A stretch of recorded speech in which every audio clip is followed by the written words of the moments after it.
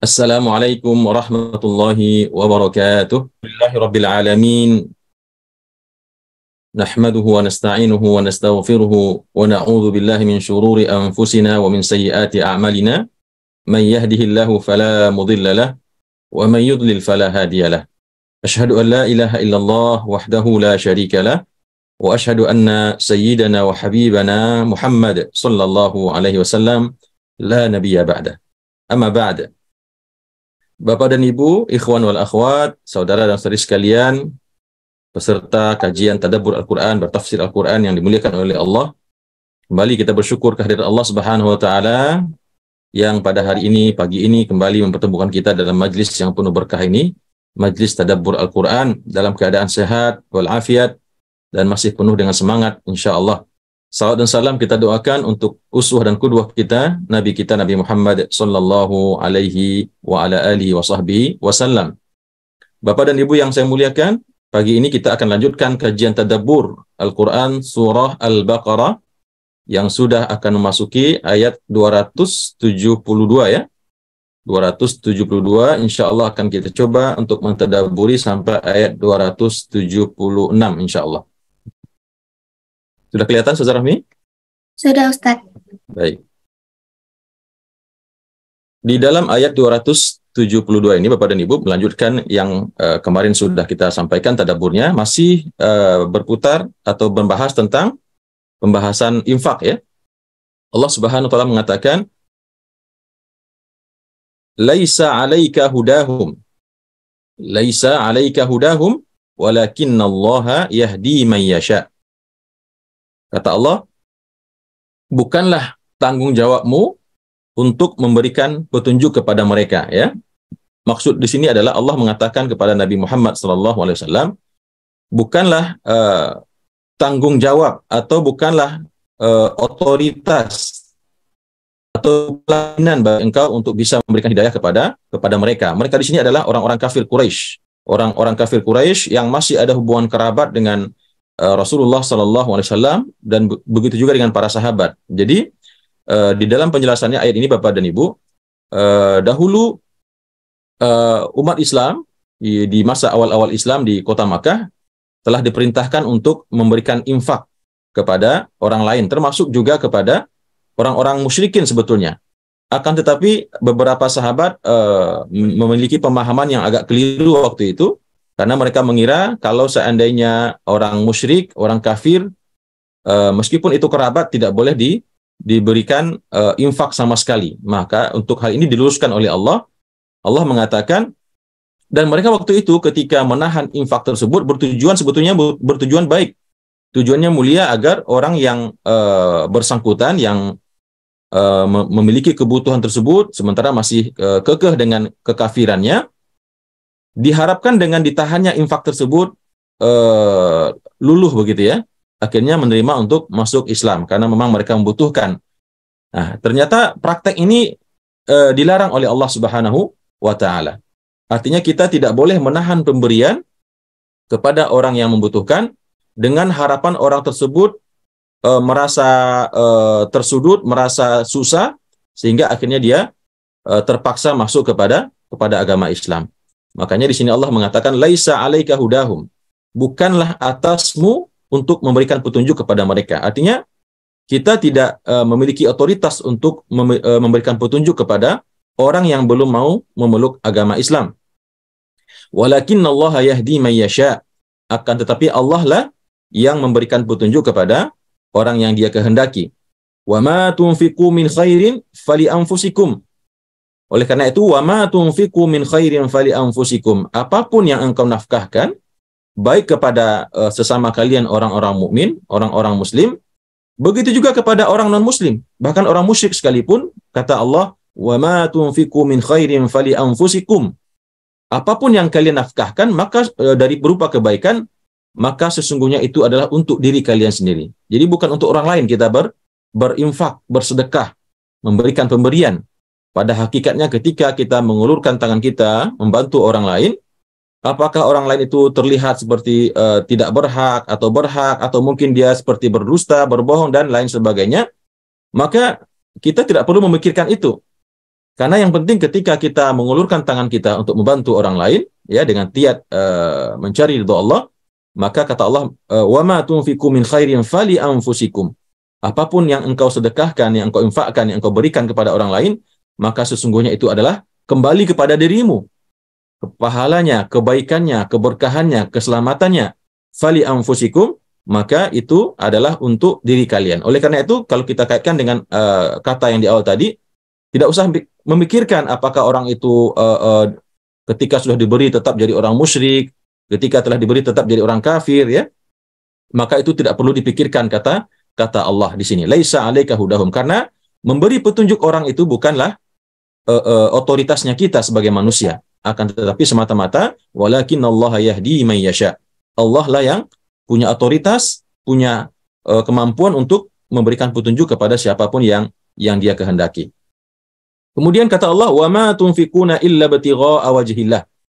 Dan begitu juga yang kalian nafkahkan itu sesungguhnya hanya dalam rangka mencari ridhonya Allah Subhanahu wa taala. Bukan dalam rangka membuat hati orang terpaut kepada Islam, kemudian lama-lama dia meluk agama Islam. Ya, meskipun itu dibolehkan tentunya, ya. Kita memberikan bantuan kepada tetangga yang non-muslim, memberikan kebaikan dengan harapan mudah-mudahan dia tertarik melihat akhlak Islamiah kita, dan kita berharap suatu saat kelak dia mengucapkan syahadat, itu dibolehkan. Tapi jangan itu menjadi syarat kita memberikan bantuan, sedekah atau infak kepada orang lain. Karena apa? Karena dua hal ini. Allah mengatakan apa yang kalian infakkan atau yang kalian sedekahkan itu adalah berupa kebaikan, itu adalah untuk diri kalian sendiri, dan begitu juga apa yang kalian infakkan atau sedekahkan itu adalah semata-mata mencari wajahnya Allah Subhanahu wa taala. Wa ma tunfiqu min khairin yuwaffa ilaikum. Masya Allah, 3 kali Allah menegaskan, ya, untuk meyakinkan kita kalau berinfak itu, bersedekah itu tidak usah tidak usah tedeng aling-aling begitu, ya. Tidak usah karena melihat siapa yang akan diberikan, apakah ada manfaat baiknya untuk kita atau tidak, ya. Meskipun niatnya juga sebetulnya baik, mulia, ya. Seperti yang tadi kita jelaskan, agar orang tersebut tersentuh hatinya untuk memeluk agama Islam. Ya. Itu dibolehkan sebetulnya. Tapi ketika kita tidak memberikan, itu yang masalah. Ketika kita melihat ada tetangga, kok sudah diberi, nggak masuk Islam juga. Lalu habis itu nggak diberi lagi, padahal dia membutuhkan. Nah, ini yang ditegur oleh Allah. Ya, karena ketika kita berinfak itu semata-mata mengharapkan kebaikan untuk diri kita sendiri. Kemudian yang kedua, mengharapkan ridho atau wajahnya Allah. Kemudian yang ketiga, Allah mengatakan, wa ma tunfiqu min khairin yuwaffa ilaikum. Dan apapun yang kalian nafkahkan dari kebaikan, ya, kebaikan apapun itu, yuwaffa ilaikum, dia akan cukupkan kepada kalian apa? Pahalanya. Allah cukup kepada kita balasannya dan ganjarannya, baik di dunia, apalagi wabil khusus di al-akhirah, di timbangan amal kebaikan kita. Wa antum la tuzlamun, dan kalian sama sekali tidak pernah dizalimi. Ya, wa antum la tuzlamun, tidak akan dizalimi dalam artian berkurang nilai pahalanya dari yang pernah dijanjikan oleh Allah di ayat sebelumnya yang telah kita bahas. 7 dikali 100 berapa? 7 dikali 1 dikali 7 dikali 100, ya. 700 kali lipat, bahkan Allah lebih lipat gandakan lagi kepada orang yang dia kehendaki. Maka kata Allah, wa antum la tuzlamun, kalian sedikit pun tidak akan dizalimi dalam pemberian infak, sedekah yang kalian berikan kepada orang yang membutuhkannya. Kemudian Bapak dan Ibu rahimakumullah, di ayat berikutnya Allah mengatakan, lil fuqara'il ladzina uhsiru fi sabilillah. Kalau tadi infak yang kita berikan itu pada hakikatnya juga untuk diri kita, fali anfusikum, maka di sini Allah menjelaskan infak itu lebih utama juga diberikan kepada lil fuqara'il ladzina uhsiru fi sabilillah. Ya, yaitu kepada orang-orang fakir yang mereka itu terkepung karena berjuang di jalannya Allah. Nah, di dalam asbabun nuzulnya ayat ini diceritakan bahwasanya yang dimaksud dengan al-fuqara di sini adalah al-fuqara, yaitu orang-orang fakir yang khusus, bukan orang-orang fakir secara keseluruhan, ya. Meskipun di dalam ayat ini menyebut tentang orang-orang fakir secara khusus, yaitu orang-orang fakir dari kalangan kaum muhajirin yang mereka meninggalkan rumah mereka, meninggalkan seluruh harta mereka, keluarga mereka, sebagian ya, ternak mereka, perdagangan mereka di kota Makkah karena hijrah mengikuti Rasulullah Sallallahu Alaihi Wasallam di Madinah, dan di situ mereka terkurung karena orang-orang kafir Quraisy itu mengintai mereka ya, bahkan mereka itu mengejar sampai ke Madinah. Di luar kota Madinah mereka melihat siapa di antara kira-kira orang-orang Mekah yang melarikan diri atau hijrah ke Madinah mengikuti Rasulullah, itu diintai oleh orang-orang kafir Quraisy tersebut, sehingga mereka tentu tidak memiliki apa-apa. Mereka datang dengan hanya pakaian yang melekat di badan, datang ke Madinah ya, tinggal di samping penduduk-penduduk Ansar. Mereka hidup dalam keadaan fakir. Maka di sini Allah mengatakan lil fuqara'il ladzina uhsiru fi sabilillah. Dan adapun orang-orang yang fakir diberikan kepada mereka infak dan sedekah itu karena mereka dalam keadaan terkepung di jalannya Allah. La yastati'una darban fil ard. Mereka tidak bisa melakukan usaha di atas bumi. Mereka mau berdagang di Madinah tapi tidak punya uang. Mereka mau keluar ke kota Madinah untuk melakukan perdagangan, mengambil perdagangan mereka di Mekah, karena juga terkepung, tidak bisa. Di sini Allah menjelaskan keadaan mereka, bagaimana mereka itu dikategorikan fakir karena la yastati'una darban fil ard. Tidak sanggup ya, tidak memiliki kemampuan atau kesanggupan untuk berusaha di muka bumi. Ya, itu orang-orang kaum muhajirin itu tadi yang meninggalkan kampung halaman mereka dalam keadaan tidak membawa apa-apa, lalu hidup di Madinah dalam keadaan fakir. Meskipun setelah itu Rasulullah SAW mempersaudarakan antara kaum Ansar dengan kaum Muhajirin ini. Satu orang Ansar dipersaudarakan dengan satu orang Muhajir, bahkan begitu tingginya persaudaraan orang Muhajir.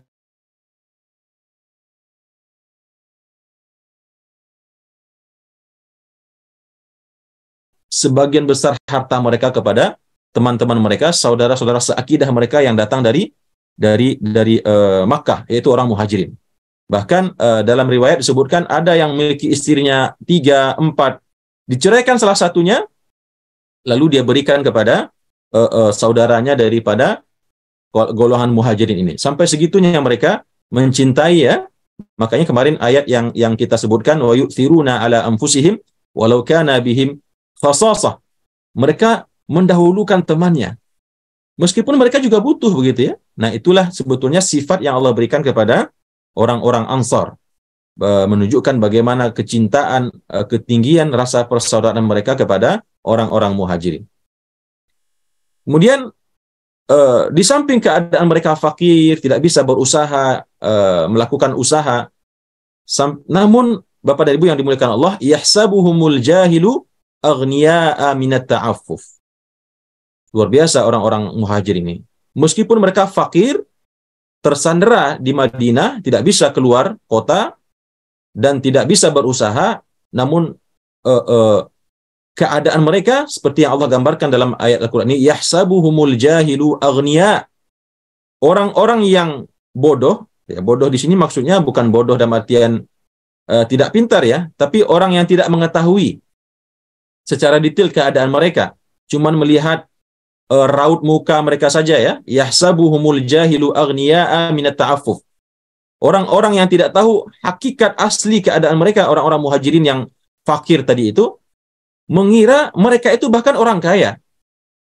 Kenapa dikira orang kaya? Minat ta'affuf. Karena mereka menjaga diri mereka.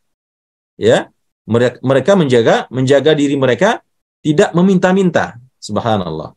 Sebuah akhlak yang juga yang tinggi ditunjukkan oleh orang Muhajirin, meskipun datang dari Makkah, tidak membawa pakaian, tidak membawa perdagangan, harta, ternak, dan lain sebagainya. Namun begitu mereka hidup di Madinah bersama teman-teman mereka, saudara-saudara mereka daripada golongan Ansar, mereka juga tidak serta-merta memelas begitu. Tidak meminta, kasihanilah kami datang dari Makkah jauh-jauh, datang ke sini nggak punya apa-apa, tolong kami dikasihani, kasih makan. Enggak begitu. Karena Allah mengatakan yahsabuhumul jahilu aghniya'a minat ta'affuf. Ya, mungkin dari keadaan mereka terlihat pakaiannya sudah lusuh begitu ya.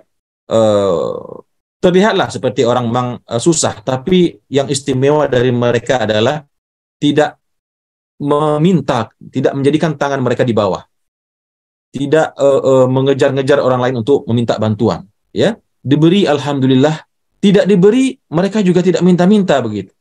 Sampai begitu mereka menjaga wibawa mereka, menjaga iffah, menjaga harga dirinya, Allah mengatakan yahsabuhumul jahilu aghniya'a minat ta'affuf. Orang-orang yang bodoh yang tidak mengetahui hakikat keberadaan mereka, yang hanya melihat sekilas saja, mereka itu dikira orang kaya karena tidak pernah terlihat meminta-minta. Dikirain di dalam rumah itu ada yang dimakan begitu ya, nggak pernah. Ini orang kok nggak bekerja, nggak berdagang, tapi di adem ayem saja dalam rumah begitu.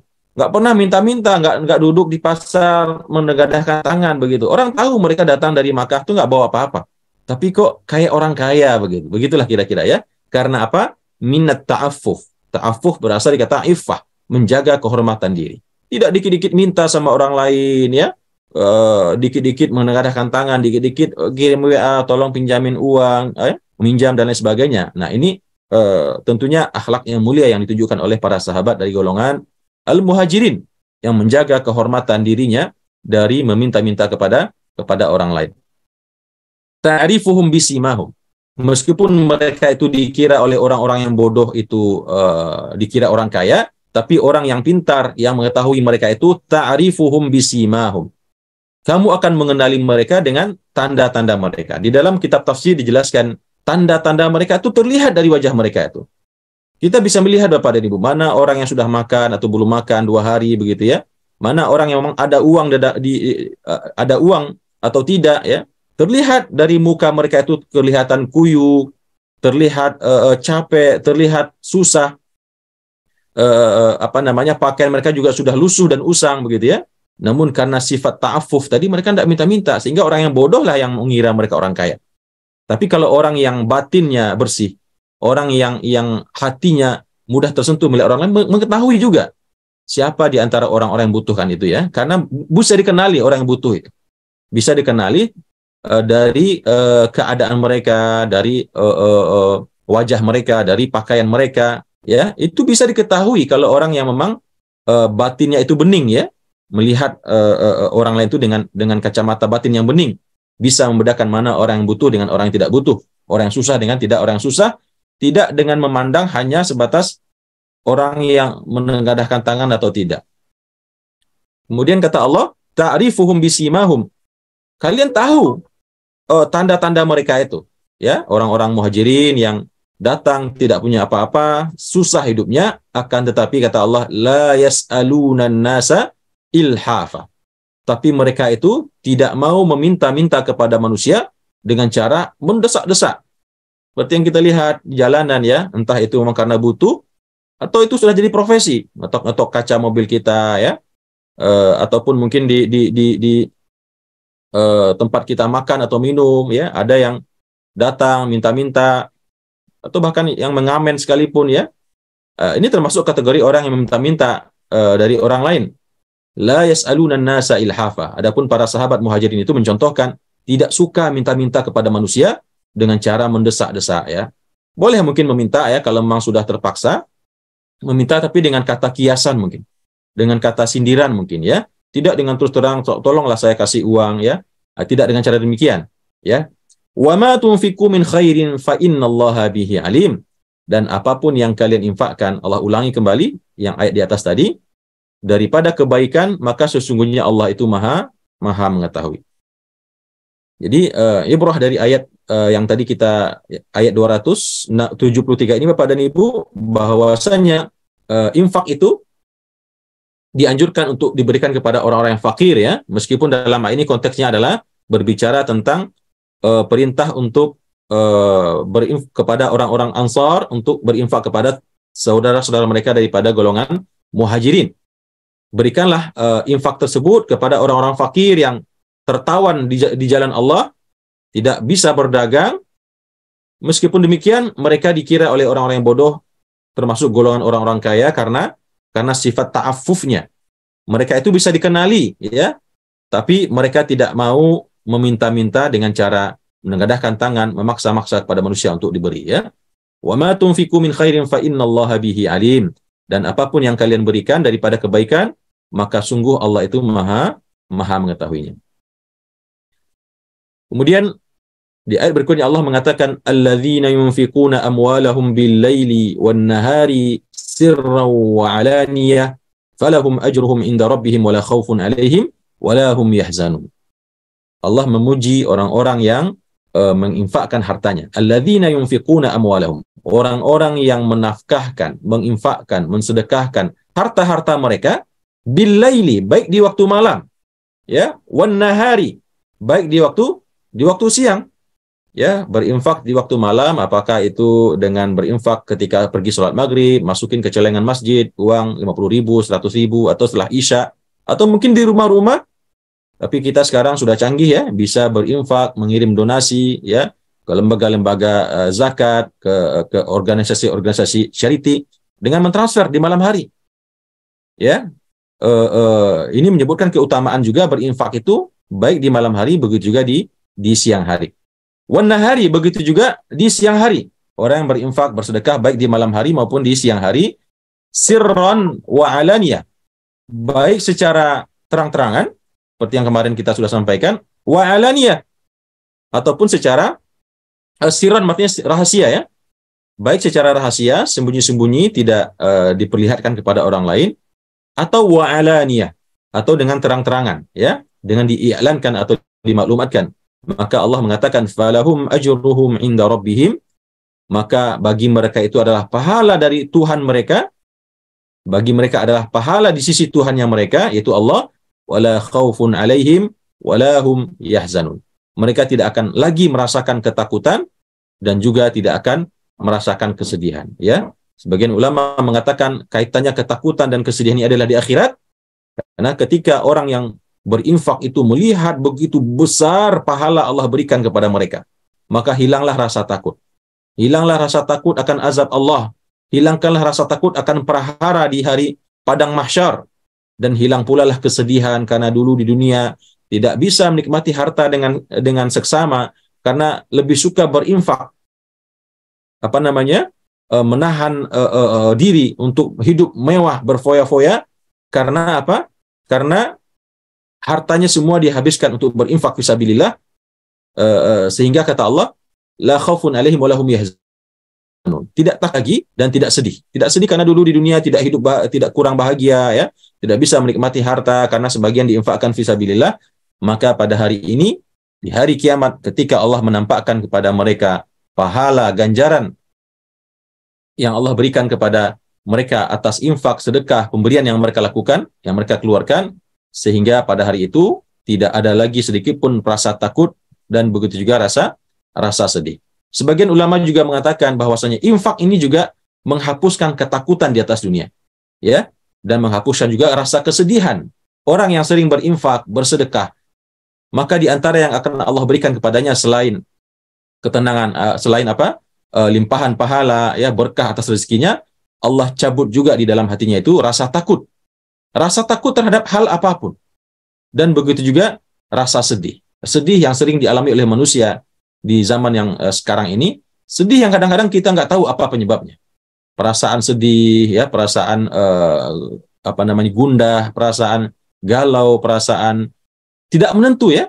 Yang entah itu disebabkan oleh karena kurangnya zikir kita kepada Allah Subhanahu wa ta'ala. Nah, dengan infak dan memperbanyak sedekah ini diantaranya Allah akan menjadikan seseorang itu menjalani kehidupannya dalam keadaan tenang, dalam keadaan bahagia, dalam keadaan penuh dengan keberkahan dan ketenangan dari Allah Subhanahu wa ta'ala. Kemudian Bapak dan Ibu, ikhwanul akhwat rahimakumullah, di ayat berikutnya, ayat 275, ya, Allah kemudian mengangkat topik atau membahas topik tentang suatu perbuatan yang termasuk kategori dosa besar. Dan di sini ayat pertama dalam Al-Quran yang membahas tentang riba, ya. Dan ini tentunya topik yang sangat menarik untuk kita diskusikan nanti, karena di kehidupan kita saat ini hampir semua orang terlibat dengan perkara yang disebut dengan riba ini. Apakah itu secara terang-terangan, sembunyi-sembunyi dalam keadaan nyata, total, atau mungkin terlibat atau sedikit begitu ya. Yang jelas seperti yang Rasulullah katakan, menjelang hari kiamat tidak akan ada orang yang selamat dari riba ini meskipun sekedar terkena debu-debunya riba. Ya, nauzubillah. Allah mengatakan alladzina ya'kuluna riba, orang-orang yang memakan harta benda yang berasal dari riba, la yakumuna illa kama yakumul ladzi yatakhabbathu asyaitanu minal mas. Orang-orang yang memakan harta riba. Nah, sebelumnya kita ingin sedikit jelaskan riba itu Bapak dan Ibu ya. Meskipun cukup luas pembahasannya, namun yang sudah kita pahami bahwasanya riba itu berasal daripada kata arabu ya, artinya raba yarbu, berlebih. Sesuatu yang berlebih dari yang semestinya. Ya, sesuatu yang berlebih dari semestinya. Riba seperti yang kita ketahui terjadi dalam jual beli dan terjadi di dalam pinjam meminjam. Makanya dalam pembagiannya riba itu ada dua, ada riba al-fadl dan ada riba an-nasi'ah. Ya. Kalau riba al-fadl itu artinya ketika seseorang bertransaksi tukar menukar barter, barangnya sejenis tapi jumlahnya tidak sama. Ya, misalkan seseorang yang menukar uang kertas 100.000 diganti dengan uang receh yang jumlahnya cuman mungkin kalau di 95.000 begitu. Ya, nah ini termasuk riba al-fadl. Ya, seperti yang di hari-hari Lebaran sering kita lihat orang-orang yang jual-jual duit duit baru itu harganya nilainya mungkin katakanlah 1 juta, tapi kita harus beli ke dia dengan uang rupiah berapa? Dengan katakanlah 1.100.000 begitu. Nah, ini termasuk riba yang sebenarnya. Makanya hati-hati Bapak dan Ibu kalau membeli uang-uang yang di pinggir jalan itu ketika hari akan Lebaran untuk THR dan lain sebagainya, maka biasanya transaksinya adalah uang yang kita beli itu berjumlah 1 juta, uang baru ya, uang 100.000 kah, uang 50.000 kah, atau 10.000 kah, namun biasanya ada tambahannya. Nah, ini termasuk kategori riba al-fadl. Kemudian yang kedua ada riba an-nasi'ah. Riba yang bertambah karena telatnya waktu transaksi. Baik dalam jual beli, begitu juga dalam pinjam meminjam. Jual beli misalkan kita membeli membeli emas. Hari ini dibeli emas 100 gram gitu ya, atau 1 gram lah. Lalu transaksinya dilakukan seminggu setelah itu. Ya, sehingga berubah mengikuti harga emas pada waktu itu, maka ini tidak dibolehkan. Artinya Bapak dan Ibu, kita mungkin lebih fokus kepada jenis riba yang sering kita alami, yaitu dalam soal pinjam meminjam ya, yaitu riba al-qard. Meminjam 100.000 kembalikan 125.000.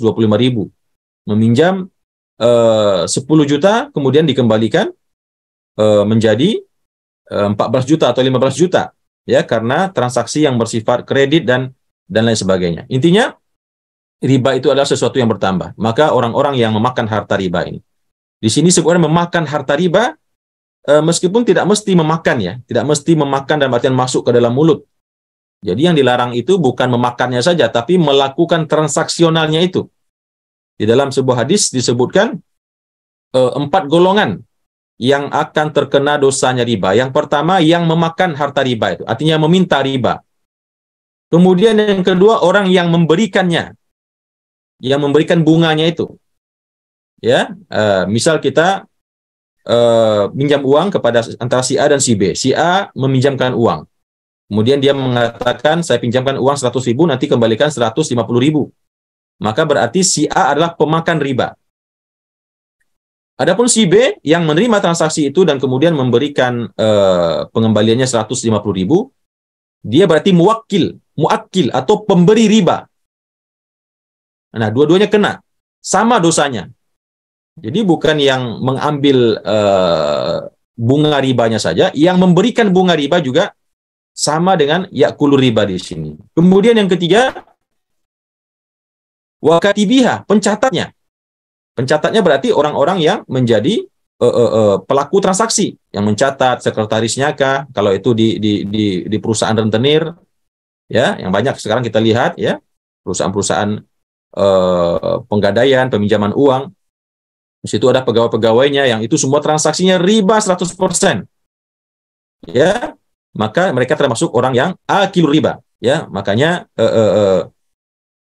wallahu alam ya, meskipun terdapat pertentangan dalam hal ini, tapi saya pribadi cenderung mengatakan orang-orang yang bekerja di bank-bank yang konvensional, yang secara terang-terangan melakukan transaksi riba, maka termasuk kategori orang yang akilur riba.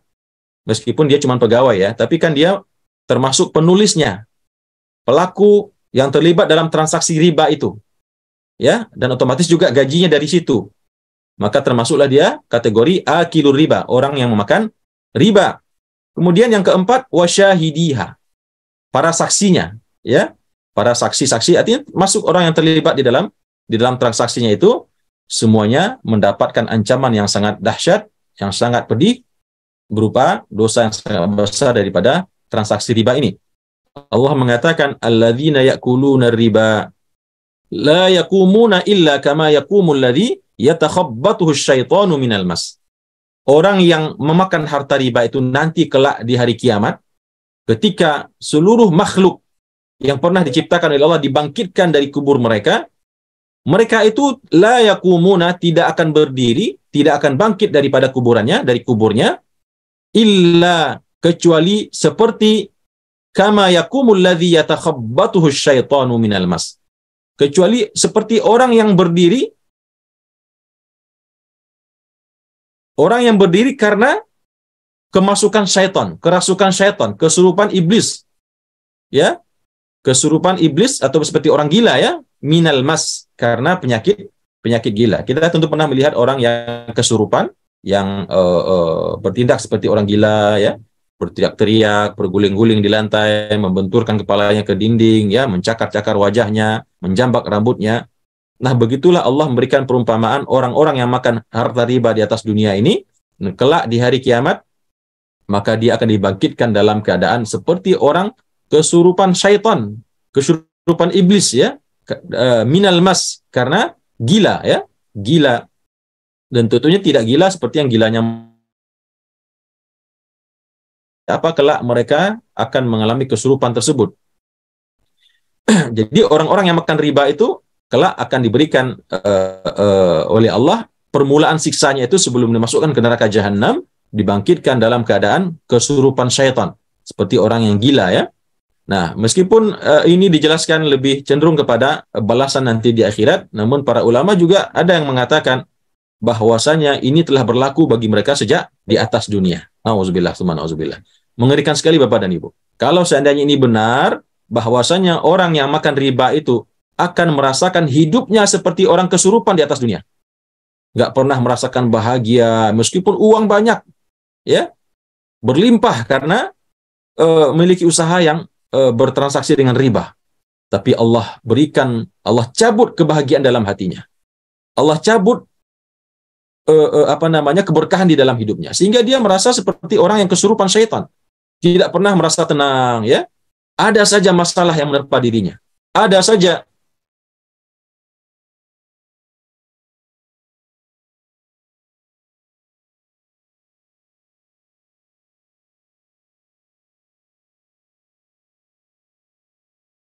itu adalah balasan kelak nanti di akhirat. Dzalika bi annahum qalu innamal bai'u mithlur riba. Yang demikian itu kenapa Allah berikan demikian? Karena mereka itu mengatakan, kenapa mereka dibangkitkan oleh Allah dalam keadaan gila, kesurupan syaitan? Karena mereka bi annahum, sebab mereka qalu innamal bai'u mithlur riba. Mereka mengatakan, jual beli itu sama. Mereka mengatakan ya jual beli ya riba, riba ya jual beli, begitu. Karena memang dulu orang-orang jahiliyah mula-mulanya mereka berjual beli Bapak dan Ibu. Jual beli, kemudian uangnya ditunda begitu. Jadi jual beli setelah deal harga suatu barang, katakanlah beli sekarung gandum begitu ya, sudah deal harganya katakanlah 5 dinar begitu. Tapi bayarnya tunda, dibayar 2 minggu lagi. Ketika jatuh tempo 2 minggu, orang tersebut tidak bisa bayar, lalu dia minta, wah kalau begini saya nggak mau jual dengan harga yang kemarin. Saya maunya jual dengan harga yang baru, ya, yaitu sekian. Nah, inilah yang maksud dengan riba versi mereka, yaitu benar riba. Tapi mereka mengatakan itu kan sama saja dengan jual beli, yang pembayarannya ditunda, lalu karena ditunda tidak bisa bayar, akhirnya saya bikin dengan harga yang baru. Nah, sehingga mereka mengatakan innamal bai'u mithlur riba. Tapi ini yang dilarang oleh Allah Subhanahu wa taala. Termasuk dengan jual beli kredit yang tidak disepakati harganya di awal, yang tidak fix begitu ya. Kalau seandainya kredit disepakati harganya kalau kontan misalkan 10 juta beli motor gitu ya. Tapi kalau mau diangsur, kita jual seharga 15 juta. Diangsur selama katakanlah 20 bulan begitu ya. Nah, itu dibolehkan. Ya, dengan syarat tidak ada bunga keterlambatan, kalau tidak lunas di 20 bulan tidak boleh nambah lagi bunga dan seterusnya, tetap mengikuti harga yang semula itu 15 juta. Tapi kalau seandainya yang banyak kita lihat di praktek-praktek leasing hari ini begitu terlambat maka ada penalti lah, ada denda lah begitu ya. Sehingga disinilah masuk kepada kategori riba. Kemudian Allah mengatakan wa ahallallahu al-bai'a wa harrama riba.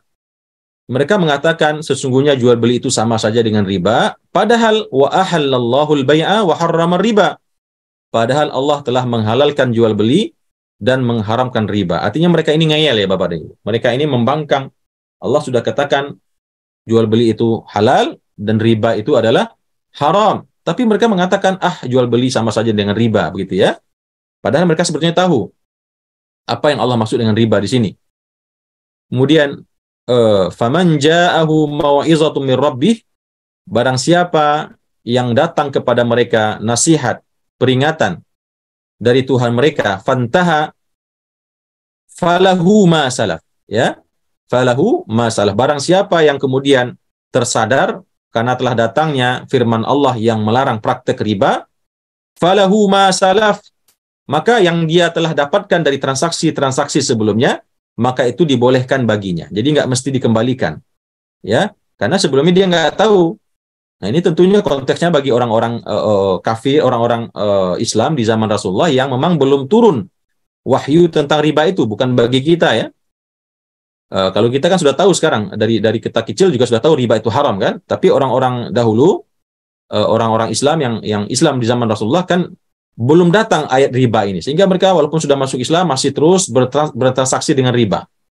Tapi ketika datang ayat Allah yang mengharamkan riba, maka Allah mengatakan, "Faman ja'ahu mau'izatun min rabbih", barang siapa yang telah datang kepadanya nasihat, peringatan, yaitu ayat Al-Qur'an, wahyu yang mengharamkan riba dari Tuhannya, fantaha, lalu dia berhenti, tidak lagi melanjutkan transaksi riba itu, falahu ma salaf, maka baginya itu dimaafkan ya.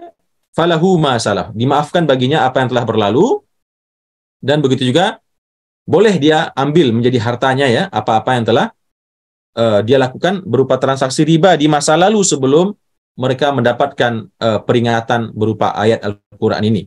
Wa amruhu ilallah, dan urusan mereka apakah mereka itu akan diampuni, dimaafkan, dikembalikan kepada Allah Subhanahu wa taala, yang tentunya Allah Maha Pengampun ya. Maha Pengampun dan Maha menerima taubat. Wa man 'ada faulaika ashabun nar. Adapun barang siapa yang kembali melakukannya setelah tahu ada ayat yang mengharamkan riba ya, baik dari golongan orang-orang muslim dakwah Rasulullah, begitu juga kita pada hari ini. Mungkin sebagian orang mungkin bisa jadi nggak tahu riba itu haram, atau mungkin transaksi yang dia lakukan itu ternyata riba. Dia tahu ribanya haram, tapi ada jenis transaksi yang dia lakukan yang menurut dia itu tidak riba, tapi setelah ditanyakan kepada alim ulama, kepada guru, dikasih tahu, oh itu ternyata riba, lalu dia berhenti, maka semua yang pernah dilakukan itu dimaafkan oleh Allah, dan hartanya itu sah dia nikmati. Namun kalau telah diberitahu, wa man 'ada, lalu dia kembali melakukannya, faulaika ashabun nar, mereka itulah orang-orang yang akan menjadi penduduk api neraka, hum fiha khalidun, mereka kelak akan kekal selama-lamanya di dalamnya ya. Jadi Bapak dan Ibu rahimakumullah, luar biasa ayat ini ya, banyak memberikan ibrah kepada kita, dan nanti bisa kita diskusikan lebih lanjut tentang riba ini. Intinya Allah mengingatkan kepada kita untuk menjauhi memakan riba. Tadi yang sudah kita jelaskan, memberi makannya, memakannya, mencatatnya, menjadi saksinya, semua termasuk ke kategori akilur riba. Hadis ini diriwayatkan dalam hadis Muslim ya, hadis yang sahih. Dan orang yang makan riba itu termasuk 4 golongan tadi tidak akan bisa nanti kelak di hari kiamat bangun dari kuburnya kecuali dalam keadaan seperti orang kesurupan, gila, kesurupan setan dan iblis ya, karena dulu mereka di dunia menghalalkan riba ini. Kemudian Bapak dan Ibu rahimakumullah, di ayat yang berikutnya yang terakhir insyaallah Allah mengatakan yamhaqullahu riba wa yurbis shadaqat. Allah menghapuskan, memberangus ya, menghapus di sini menghapus ini artinya memberangus, meluluh lantakkan, menghabiskan, mensirnakan apa saja yang didapat dengan riba. Yamhaqullahu riba ya. Allah menghapuskan, memberangus harta-harta yang dari riba. Wa yurbis shadaqat, dan menumbuh kembangkan apa yang diberikan berupa sedekah ya. Artinya apapun yang berasal daripada transaksi riba itu akan dihapus oleh Allah. Ya, tidak menjadi harta yang berkah ya, bahkan bisa menjadi itu menghancurkan harta-harta yang saat ini sedang dimiliki karena berasal dari riba. Dan ini banyak kita lihat kejadian ya, orang-orang yang melakukan praktek-praktek rentenir, tiba-tiba rumah megahnya kebakaran, habis ludes semua. Ya, mobilnya yang bagus kecelakaan, hancur. Tentu tidak semua ya, tapi sebagian bisa kita jadikan ibrah ya, orang-orang yang terlalu berlebihan di dalam melakukan perbuatan riba ini. Allah mengatakan yamhaqullahu riba wa yurbis shadaqat. Allah akan hancurkan, akan Allah musnahkan harta benda yang berasal daripada riba, wa yurbis shadaqat, dan Allah akan menyuburkan sedekah-sedekah, dalam artian Allah akan suburkan pahala sedekah dengan melipat gandakan pahalanya, dan bisa juga dalam artian Allah akan menyuburkan harta-harta orang-orang yang bersedekah. Orang yang rajin bersedekah akan disuburkan oleh Allah, akan dilipat gandakan. Justru riba itu wayurbi.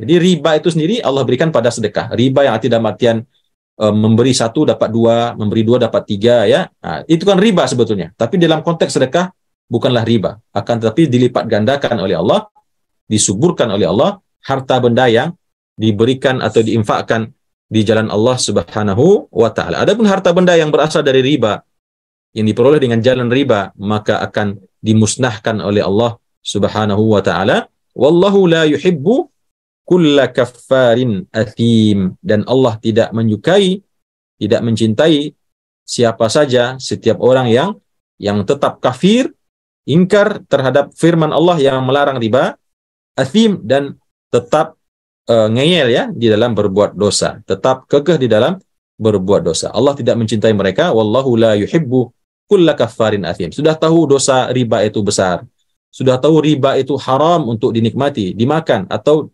bertransaksi dengannya, tapi mengatakan sudahlah, zaman hari gini siapa yang tidak bisa siapa yang bisa terlepas dari hari riba, dari harta riba begitu. Sampai ada yang mengatakan mencari yang haram saja susah, apalagi mencari yang halal. Ada yang berkatakan demikian. Sehingga orang-orang seperti ini termasuk kategori kaffarin athim, yang ingkar ya, yang ngotot dalam keingkarannya dan ngotot di dalam berbuat dosa kepada Allah Subhanahu wa taala. Kemudian Bapak dan Ibu rahimakumullah, inilah mungkin beberapa tadabbur ya yang bisa kita sampaikan pada pagi hari ini. Tentunya banyak sekali hal-hal yang luput dari penjelasan penjelasan saya pada pagi hari ini, terutama terkait dengan riba tadi. Tapi kita insya Allah secara umum sudah tahu ya apa itu riba, dan tentunya banyak praktek-praktek dalam kehidupan kita ini yang penting kita diskusikan, apakah itu masuk kategori riba atau tidak. Karena Bapak dan Ibu yang dimuliakan Allah, riba ini memang salah satu dosa yang sangat besar. Bahkan dalam sebuah riwayat hadis disebutkan, seringan-ringannya dosa itu diberikan hukuman dosanya oleh Allah seperti dosa seorang anak laki-laki yang berzina dengan ibu kandung. Nauzubillah ya.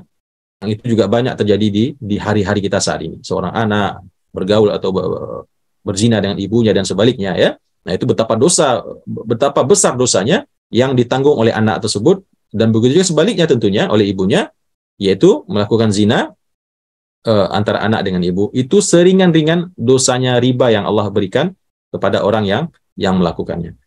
Nauzubillah min dzalik. Mungkin demikian yang bisa saya sampaikan pada pagi hari ini.